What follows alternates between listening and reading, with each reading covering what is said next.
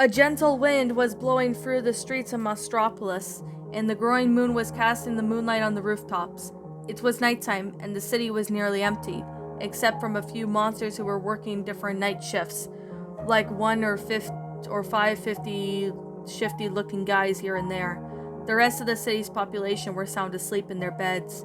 In one of the city's many apartments was one citizen who appeared to be sleeping deeper than the rest. The purple monster, resembling a lizard, was sleeping heavily peaceful beneath warm covers underneath his forearms, gripping the sheets closely into a room that was dark and silent.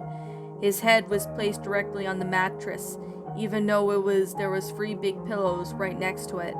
It appeared that the monster had simply fallen into his bed while half asleep, without bothering to lift his head. He looked peaceful, yet exhausted, laying perfectly still in the curved position. If it was his body didn't have the strength to make another move before it was recharged. The only movement allowing the soft resting of his lower breast, and he had the only sound in the room was the sound of him breathing. If anyone had been around to see him, they would probably have said he looked peaceful, blissful, if he hadn't slept in years. Now he was finally to get the gift to rest. A gift that he probably would never take it for granted again. The day had came. Sully had been dreadfully postponing it for weeks, but now things have been somewhat settled in Monsters Inc. The new CEO had decided it was finally time for him to perform a difficult task. He had felt like hanging over him personal rain cloud for far too long. It was his second day at work since the factory reopened, but Sully already felt tired. Over the last month, he had participated in endless numbers of meetings and similarities. He had also rehired most of his old co-workers, then rehired Mike as a coach to help him transform the scarers into entertainers. They had spent countless hours practicing, and luckily, it had been quite a success. The days had been filled with smiles and laughter. Everyone seemed very pleased, especially Mike. Sully's best friend had been wearing an ear-to-ear grin for days now, and the blue monster could even hear him sing to himself, not just in the shower, but everywhere. More often than he ever felt before. Sully had been now given an interview after interview from all the newspapers, radio, and even stations imaginable. He had been taking lead courses, computer classes, a cooking class. Mike even convinced that he needed a hobby and helped him transform all the scare floors into laugh floors. Although it hadn't been the biggest time stealer effort, mainly just had been blowing up some balloons. He had been hired a replacement for Roz, who was obviously no longer worked for undercover of the CDA. The new girl, Terry, was Terry and Terry Perry's sister, and she looked just like him, except from the fact that she only had one head on her shoulders. She also had hair and 2 eyes, but at the same double set of arms were her brother's, as well as a horn on top of her head and tentacles instead of legs. It was Terry who recommended her for the job. It had been more septic as usual, but at the end, she had impressed Sully with an excellent resume, and so the job was hers. Yes, Sully indeed had been busy for the last month, and had used her as frequent excuse for postponing the task. He didn't really want to do so, but he figured that today that would be the day. He had kept the other part waiting for too long. Besides, he had to face this sooner or later anyway, although it would be better if he could just get it over with. By now, Sully was in his new office, waiting for the monster he had arranged to meet. He felt uncomfortable and couldn't figure out where to put his hands on it, so he picked up a pencil and drummed it towards the desk. Eventually, he almost drew himself insane into the sound that he was producing, although he stopped and gripped the piece of paper that he could pretend to be that he was brainstorming new ideas instead. His sheets remained blank, though. He thought he'd be getting himself some coffee, but he realized he probably didn't have the time. What if his visitor would show up while he was away? For a minute, he actually considered calling Mike over to the speaker system in the factory, but he decided that it would make him a little too desperate, although he was really yearning for some work or to drink now, or eat. Maybe he could get some chocolate? A sudden knock came at the door and made him drop his pencil, and all the ideas retrieving a snack. He sat up and looked at a few seconds before he even knew what to say. "Come on in," he tried to sound as normal as possible, but his voice came out higher than usual. The handle on the doorknob was turned around and the door slowly opened, as if the person on the other side hesitated in a weird way. That actually made Sully relax a bit and lower his shoulders. Maybe his guest was nervous as well? The door had been fully opened and deep a blue monster entered the room through it, and it was just as Sully guessed as he slowly opened the door and looked a little nervous though. She moved in an insecure manner and didn't seem to know where to place her eyes. Her eyes were big and deep shade of brown. Then she had 2 sets of arms and legs, a tail, and the top of her back was a tail with a lighter shade of blue, and then the rest of her body was somewhere almost resembled light purple. On the top of her head, she had 4 fawns. She looked quite similar to her brother. "Hi," Sully said to the girl, regretting it straight away. He would have wanted to sound a bit more professional, but as he went on, he tried to speak slower in a more serious tone. "I'm really glad you can make it. Sorry about the mess. I meant to clean it up in here, but I never found the time. I'm normally not to this untidy. I'm so sorry. So much for being professional." The female monster only looked at him, with still an insecure look in her eyes. "I'm sorry," he continued. "Do you want to take a seat?"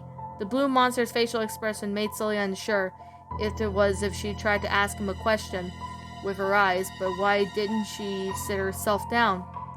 That was when he realized that there was one chair in the room, and that was his own. Brushing beneath his fur, he hurried over to the office door and grabbed the first chair he could find, and then quickly dragged it back with him to the office, placing it on the desk. "I'm sorry," he repeated it. "Now, do you want to sit down?"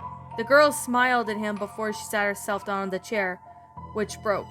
After helping the blue-scaled monster back up on her feet to the CEO's chair, Sully apologized again and threw the broken chair out the window.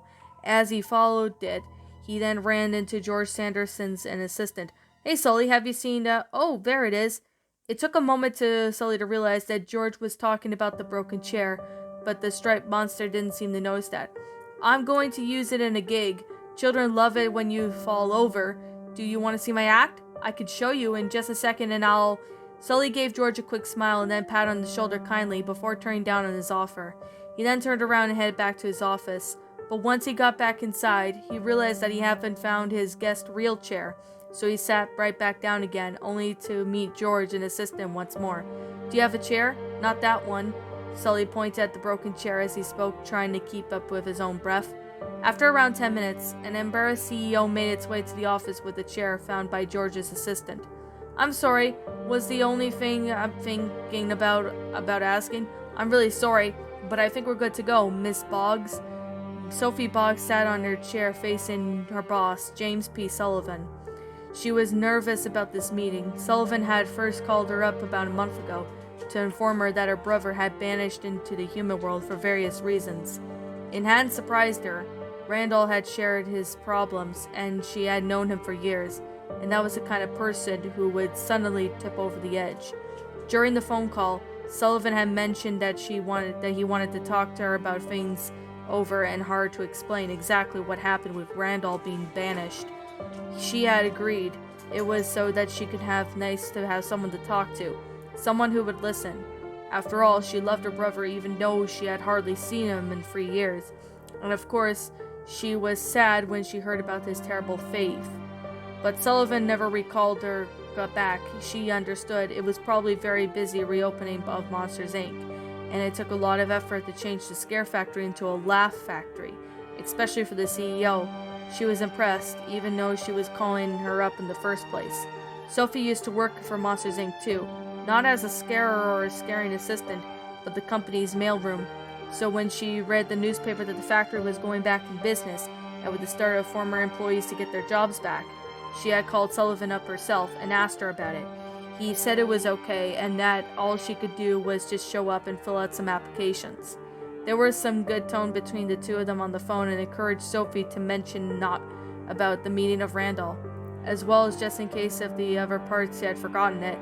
That caused Sully to start coughing. He said he was very busy at the moment and wanted again.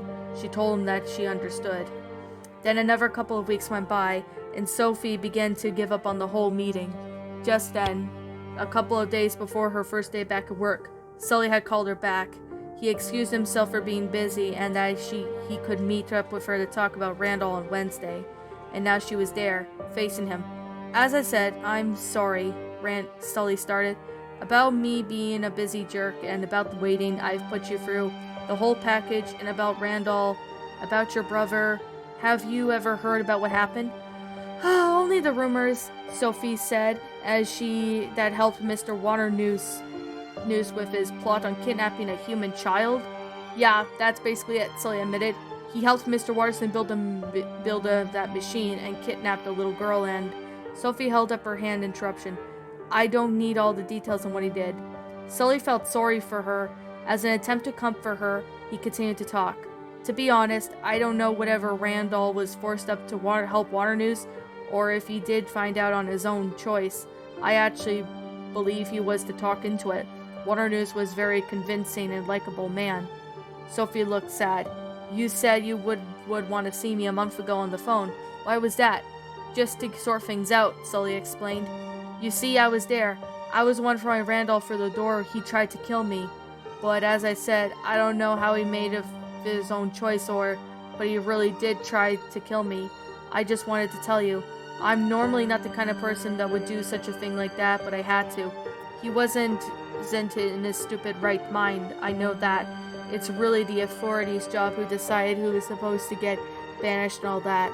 But if I hadn't done it, he could have hurt someone. Sully felt the feeling of his guilt took over his mind. Of course, he would have talked it over with someone before the whole threw out the door thing. He had told so by the authorities afterwards. He could see why Randall had done was illegal. Sure, but who was he to take the law in his own hands? It made him feel almost nauseous, and it didn't help to see Sophie's face on the opposite side of the desk. Sophie looked at him, and Sully noticed that her face was similar to Randall's. Only one big difference is that except the colors of their scales, her eyes. Sophie's were brown and open, while Randall's were bright and emerald, and always squinting. Always thank you for telling me, Sophie said eventually. I understand you. My brother is difficult. Maybe this was for the better, for him too. Sully's shoulders dropped further down and felt relieved that Sophie didn't carry the grudge. Look, he said, lifting the cardboard box up on his floor. I have some of Randall's belongings here. We found them while cleaning out his locker. He handed the box over to Sophie, who studied it closely. Can I open it? She held her hands on its lids, facing Sully. Yes, of course, Sully said. I guess it belongs to you now, so whatever you do, you can do with it. Sophie opened the box and held a couple of deodorants, a toothbrush, toothpaste, an extra pair of reading glasses, a newspaper, an energy bar, a book, a fold-up piece of paper. She was able to unfold it, and when Sully interrupted her, "Oh, and then there was this," he said, handing her a key. "Oh, that is the key to his apartment," Sophie said, receiving the key from Sully. She felt a little bit before she spoke again. How does that even work when someone is banished? Is the apartment mine now or someone else's? I actually don't know, Sully said. My guess is that is yours. Sophie had held the key in her hand and laid the piece of paper still folded back in the box. I would like to visit the apartment, she said very low, as she was talking to herself. Okay, Sully answered for her, having nothing better to say. Randall was my brother. Well, he is my brother, and I think visiting his home would do me good, Sophie continued. Okay, Sully said again. I don't know. I don't think I would want to go there on my own. Okay, Sully said for the third time, not liking where this was going. Mr. Sullivan, Sophie looked directly at him. Would you please come with me to see Randall's apartment? It would mean a lot to me since you were the last one to see him before he... Please? Alright, Sully had never liked these, felt stupid in his entire life. The two blue monsters made a deal. They would meet at lunch break during the same day, eat together in the factory's cafeteria, and then leave for work early to go visit Randall's home. Together, Sully didn't like the fact that he had to leave early on his second day as a CEO after reopening, but Mike reassured him that everything was perfectly alright and that he would be more than happy to cover for the boss that afternoon. That would have something to do with the fact that another television team was coming over to the factories that afternoon, but Sully accepted Mike's offer and chose to give him the opportunity to shrine. As Sully left the factory with Sophie, he could hear Mike singing at the locker room.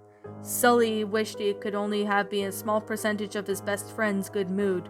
As for himself, he felt straight out terrible. He didn't like going to Randall's home with Randall's sister. It felt weird, but he figured that he owed it to Sophie, and it was the least he could do. After banishing one of her closet family members without permission, keeping her waiting was more than a month just to place her own in George Sanderson's broken chair. Oh yes, this was well deserved. Well deserved indeed.